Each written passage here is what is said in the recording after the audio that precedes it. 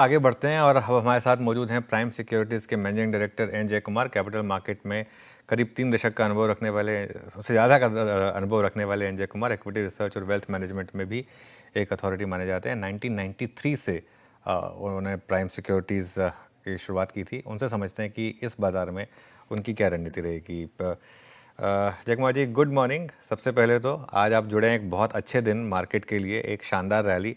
और इनफैक्ट पिछले 4-5 दिन से हमने एक रैली देखी है मार्केट में। एक सेंस बन रही है क्या अब कि ये मार्केट जो लगातार अच्छी खबरों पर भी नहीं चल रहा था, अब फाइनली कुछ मोमेंटम में आता हुआ? I think momentum slowly last 2-3 दिन से बिल्डअप हुआ है, एक बेस सा बना है। और मुझे लग रहा है कि जब लास्ट 2-3 साल से जब हमारा मार्केट चल रहा था और बाकी मार्केट्स इंटरनेशनली काफी मंदी के दौर पे थे, तो वहां से अगर कंपेयर किया जाए तो बहुत टाइम वाइज करेक्शन हमारा हुआ है। जब सारे analyst worldwide have been saying कि हमारा मार्केट काफी एक्सपेंसिव है, मल्टीपल्स थोड़े ज्यादा हैं, एंड सारा गुड न्यूज डिस्काउंट हो चुका है। उस माहौल में जो ग्रोथ फिगर्स जो वगैरह आए हैं, उससे ऐसा लग रहा था कि मार्केट वापस चलेगा, लेकिन ये टैरिफ का एक बहुत बड़ा प्रेशर हमारे मार्केट पे था, जो मुझे लग रहा है कि पहली बार ईज होने के लक्षण है वो दिख रहे हैं। अ, भले ही एक दो स्टेटमेंट्स ही हों, लेकिन मुझे लग रहा है कि ये स्टेटमेंट्स बहुत ही समझदारी से दिया गया है कि एक बेस बनाया जा रहा है कि बाकी जो बात हो गई है, रात गई सो बात गई, अब वापस नेगोशिएट करते हैं। तो ऐसे माहौल में मुझे लग रहा है कि ये मार्केट एक चाल चलेगा यहाँ से, जो पुरानी हाई की तरफ बढ़ सकता है। और मुझे लग रहा है कि इस 24,500 24,700 का एक बेस जो बना है, बहुत ही मजबूत बेस है, और यहाँ से 5-7% अगर चले तो अपना ऑल टाइम हाई आ सकता है। ये मेरा मानना है। ओके, ऑल टाइम हाई आ सकता है मार्केट में, ये आपके मुंह में घी शक्कर जय कुमार जी। और इसे लीड क्या करेगा? अब देखिए, पिछले कुछ दिनों में कंजम्पशन कंजम्पशन कंजम्पशन ऑटो ने पूरी की पूरी बाजी मारी हुई थी। अब 2 दिन से आईटी चल रहा है क्योंकि थोड़ा सा यूएस के साथ थोड़े रिश्ते सुधर रहे हैं। लेकिन एक स्पेस जो बिल्कुल नहीं चला हुआ है, large cap banks, large cap private banks. Leadership कहाँ मिलेगी आपके हिसाब से मार्केट को? अभी भी अगर आप लार्ज कैप बैंक देखोगे तो आज भी कोटक में बहुत बड़ा ब्लॉक हुआ है। तो यहाँ पर there is equal selling also that is happening. तो मुझे ऐसा लग रहा है कि जो जो स्पेस जो नहीं चला है लास्ट कुछ महीनों से, जो टैरिफ्स, हालांकि उस पर टैरिफ लागू नहीं थे, यानी कि फार्मा, वो स्पेस चलेगा। आईटी भी एक कॉन्ट्रा मूव दे सकता है, क्योंकि इन्फोसिस ने हाथ दिखाया है कि उनको बायबैक करना है। तो जो स्पेसेस टैरिफ के शुड आई से, टैरिफ हालांकि उनमें लगे नहीं थे, लेकिन आईटी एंड फार्मा काफ़ी हद तक मंदे थे। लेकिन एक प्रॉब्लम है आईटी में आज भी कि अ, जो लोग बोल रहे हैं कि एआई के कारण जॉब्स जा सकती हैं और अर्निंग्स का इश्यू आ सकता है। I think that factor still remains. And pharma में मेरे को नहीं लगता है कि कोई ऐसा मूव हुआ है जिससे लगे कि जेनेरिक्स पे कोई टैरिफ्स या तो लगने वाला था या आगे जाके भी लगेगा। तो आई वुड से कि pharma is one space which is seen lot of selling in recent times, lot of institutions have been pruning down. वो यहाँ से चल सकता है, number one. Number two, I think banking वापस चलेगा, क्योंकि पूरा ग्रोथ और क्रेडिट का जहाँ पर हिसाब है, मुझे लग रहा है कि वापस रिटेल क्रेडिट में some areas were there which were creating problems, that is now stabilised. और तो मुझे लगता है कि बैंकिंग और फार्मा यहाँ से चलेंगे। ओके। जगमा सर, अभी आपने जो बात कही रिगार्डिंग आईटी, कि ठीक है, आई मीन यूएस और इंडिया की अगर पार्टनरशिप बैक ऑन ट्रैक होती है, वो एक अच्छी चीज़ है। यूएस में भी रेट कट की संभावनाएं हैं, लेकिन दैट एआई फियर जिसका आपने अभी उल्लेख भी किया, बट अगर एक रिवर्सल खेलना भी है या फिर आईटी पे कोई कॉल लेनी भी है, कैलकुलेटेड रिस्क लेना भी है, तो आपका कन्विक्शन ज़्यादा कहाँ रहेगा, मिड कैप आईटी या लार्ज कैप आईटी पे? I would think there are few cases where instead of playing IT, मुझे लगता है कि ये जो नीश स्पेसेस हैं, यानी कि BPO spaces which are using AI, और certain companies that are using AI to transition and pivot their businesses, वो बिजनेसेस पे ध्यान देना मुझे लगता है अच्छा है, जिसमें काफी रिसर्च करना पड़ेगा। क्योंकि लार्ज कैप आईटीज में मुझे लग रहा है कि हालांकि बायबैक भी अनाउंस किया जाए, लेकिन basic problems have not disappeared. तो आई वुड से कि लार्ज कैप आईटीज को भी छोड़ के may be mid cap IT, but more importantly small niche plays which are focusing, which are AI dependent, I think would be the ones that I would look at.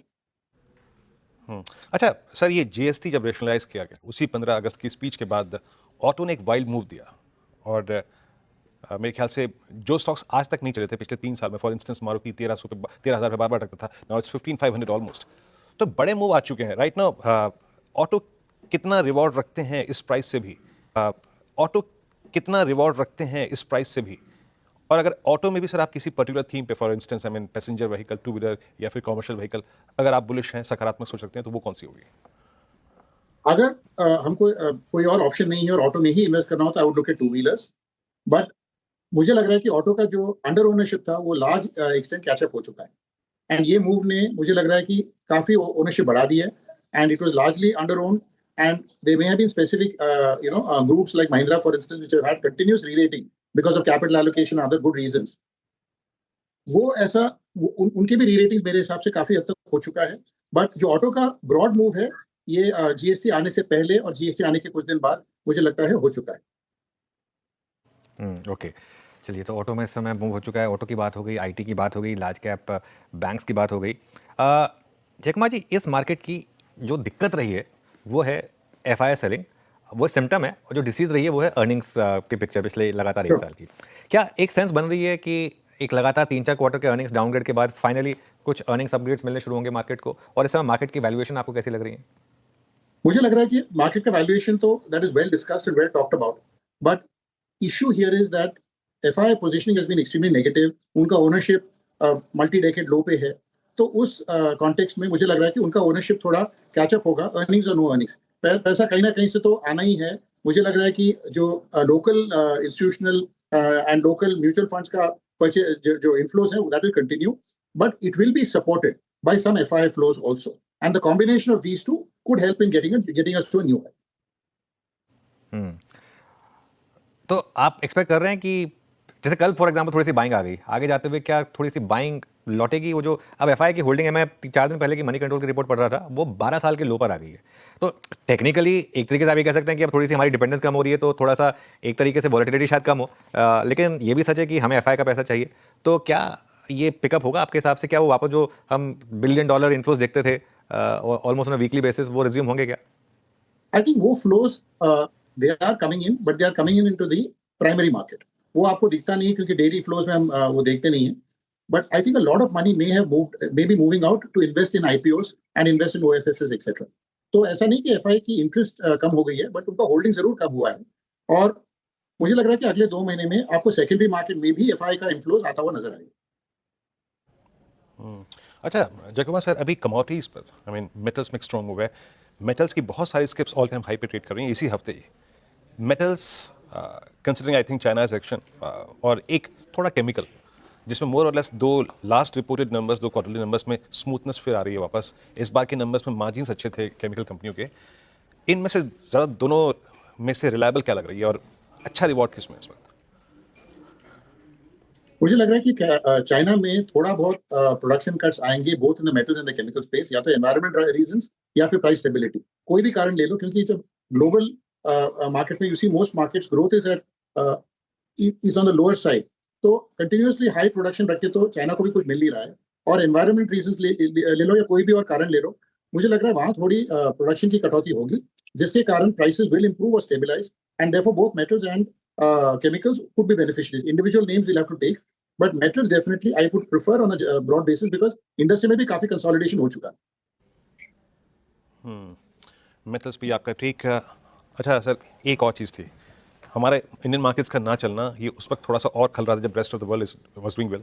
आप Hang Seng को देखिए, और commodities में ही और दूसरे asset class में gold ने dominate किया almost, right, I mean 1,09,000 yesterday.